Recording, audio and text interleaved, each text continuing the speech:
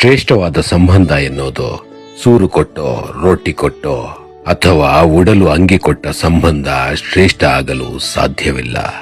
ನಮ್ಮ ಯೋಚನೆಗಳಿಗೆ ಹಾಗೂ ಭಾವನೆಗಳಿಗೆ ಸ್ಪಂದಿಸುವ ಮನಸ್ಸೇ ಶ್ರೇಷ್ಠ. ಆ ಸಂಬಂಧವೇ ಉತ್ಕೃಷ್ಟ.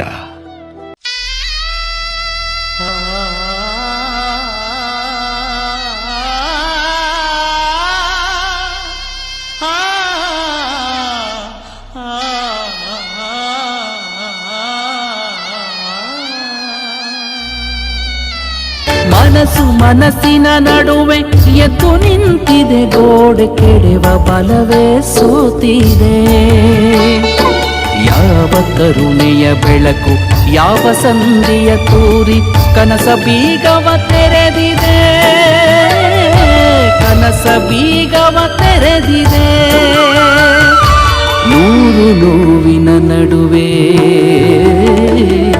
ಒಂದು ನಗೆಯು ಕಾಡಿದ ಕತ್ತಲ ಬದುಕು, ಹೆಜ್ಜೆ ಮೂಡದ ದಾರಿ ತಾರೆಯೊಂದಿಗೆ ಸೆಳೆಯಿತೋ.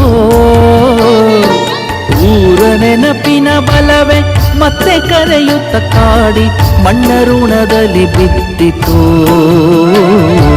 ಮಣ್ಣ ಋಣದಲ್ಲಿ ಬಿತ್ತಿತೋ.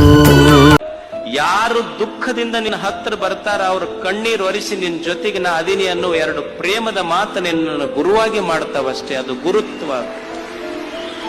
ಯಶ ಯಶ ಆತ್ಮ ಮಹಾನ್ ಸಹ ಮಹಾತ್ಮ ಅಷ್ಟೆ. ಅಂದ್ರೆ ನನ್ನವರು ಅಂತ ಭಾವ ಬರಬೇಕಷ್ಟೆ. ಅನ್ನವನ್ನು ಇಕ್ಕುವುದು, ನನ್ನಿಯನ್ನು ನುಡಿಯುವುದು, ತನ್ನಂತೆ ಪರರ ಬಗೆದೊಡೆ ಕೈಲಾಸ ಭಿನ್ನಾಣವಕ್ಕೂ ಸರ್ವಜ್ಞ. ಬ್ರಹ್ಮ ಬರೆದ ಹಾಡೆಯಲ್ಲಿ ಅಂತ್ಯ ಏನಿದೆ, ಸುಖ ದುಃಖ ಎರಡು ಅವನ ಸೂತ್ರದಲ್ಲಿದೆ. ಬಲಿಯಾಯಿತೆ ಬದುಕು ವಿಧಿಯಾಟಕ್ಕೆ,